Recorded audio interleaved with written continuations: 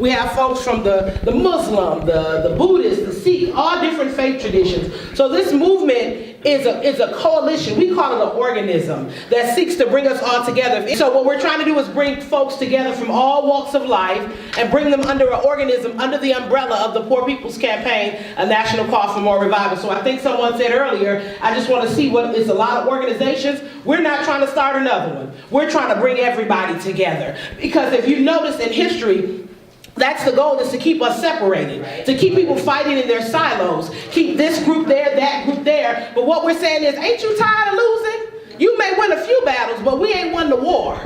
Every gift is needed in this space because there are 140 million poor folks in this nation.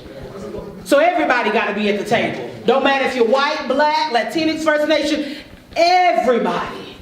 Everybody. What this campaign is, we had phase 1, which was a part of the launching of the 40 days of action. So all of last year we were traveling the country, organizing in 43 states and the District of Columbia. That's where we're at, in 43 states and in DC. And so last year we did the 40 days from Mother's Day, May 13th, through June 23rd, and we had a National Global Solidarity Day in DC. After that, we came back and we launched phase 2 of the campaign in August. In most of the states, people participated in canvassing weekends where they went out across their state, talking with people, going deep. Because that's the thing with this campaign, it has to be from the ground up. It has to be from the people who are most impacted. Because if you study the movement, especially with the original Poor People's Campaign, King said we got to build a new and unsettling force in this nation that will break through the complacency in our nation. And too many people are comfortable, y'all. We've seen it in this campaign too much. People are too comfortable in, well, I got mine, I got to hold on to it. Not recognizing that there's systems that were put in place to keep some to have and some to have not. And I heard a lot of people saying, I'm not going to change that in their mindset. But honestly, I know even with the election in 2016, they harped on the middle class. Let's be real honest. When this last furlough happened with the government, a lot of folks would have identified as middle class. But because they done missed about 2 checks, now they might go on and say, I'm poor. Because most of us are just a paycheck or 2 away from being in a place where we are needing some kind of assistance, if we would be honest. Absolutely. Because there's a 1%, somebody said here at this table, the 1% that holds most of the wealth in this nation. And so what we're doing for phase 2 is trying to go deep and talking with people and giving them the political education about what is really American. And so we have to give people this education because how many of you are familiar with Richard Nixon's Southern Strategy? I'm from the South. And last year was the 50th anniversary of the Southern Strategy, where they tried to keep poor whites, blacks, and Latinx First Nation folks apart so they wouldn't rally together to build up a movement. Right. And so that is what we're trying to do now in phase 2, is going deep. So we did the canvassing weekends in August. Then starting in September of last year, I'm going through the phase 2 parts of this, we went and did Poor People's Hearings across the country. So we went to places where there were key congressional races, and in that races we would tell folks, we will invite politicians to come and hear the people, but they cannot speak. And that's the big thing about our movement. We don't give politicians platform because they have the platform already. What they need to hear is what people are living through daily. And so we did Poor People's Hearings around the elections, invited politicians to come to hear from the people most impacted. A lot of politicians didn't show up, go figure. But the goal of doing all those things was, 1, to shift the narrative. That's even what phase 2 was primarily about. We have got to shift the narrative in America. Somebody else up here said it, I think it was you, my dear sister Cassie, who was saying, like, basically this Christian narrative in the country. But even with this Christian narrative, we do that falsely. Because we talk so much, Reverend Barbara always talk about this, we talk about abortion and same-sex marriages and all of that. Well, did we ever hear that in the scriptures? Did Jesus ever talk about that? Jesus said what? Love one another. Take care of the orphan, the poor, and the widows. Taking care of, the people who are most impacted. And so what we're saying in this country now, we got to change that. Because poor people are not criminals. Right. That's right.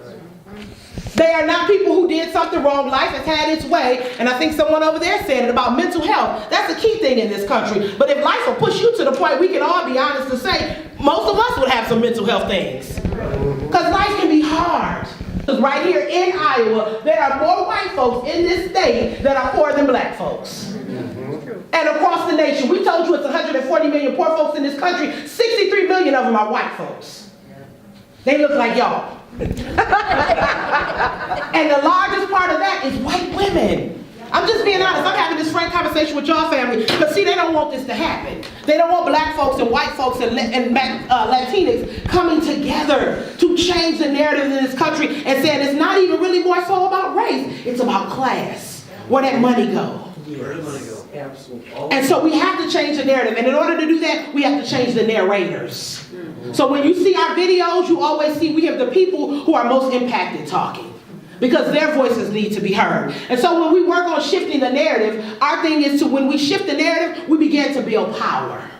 And the power we want is not for us to always be on the defense when things happen. You know, right now this national emergency is the thing.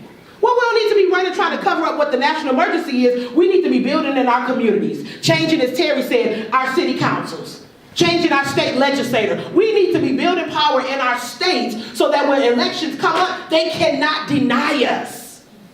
When the Poor People's Campaign step on the scene, it should be a place where people say, okay, let me back up, because these people got some organization, they together, they're in step, and they are following, you know, a vision to help change this nation. So that's the power that we want to build, that we can go in and change legislation. And we can also change, going back to what you said, people's hearts. Dr. King said in '68, he said, America needs to be born again. Because our hearts have grown so cold to looking out for each other. So when we build power, people will begin to see what we're doing and how we're doing it, and they may just come along, even our enemies. How do we work to get people to see the light, to see what is actually happening? And that may take forever. But that's what we got to do. We got to be, as Dr. Marvin said on his Democratic speech, we got to be the moral defibrillators of our time. Amen. And what we got to do, we got to shock this nation. And then the third thing is impact elections and policies. That is our goal, because we are a movement that votes. We don't tell people not to vote. We're nonpartisan, so we would never tell you do Democrat or Republican. As I said earlier, the power ain't gonna come from the politicians. It will come from the folks sitting in this room right here today and all of the other sisters and brothers around Iowa that can really shift things. But what we tell people is you must vote. That is your constitutional right. My ancestors and some of your ancestors died for the very right to vote. We're going to build power nationwide, but Iowa is going to also build power, because that's what we're doing here today. And then we're going to impact elections, and we definitely going to impact policies. Yay.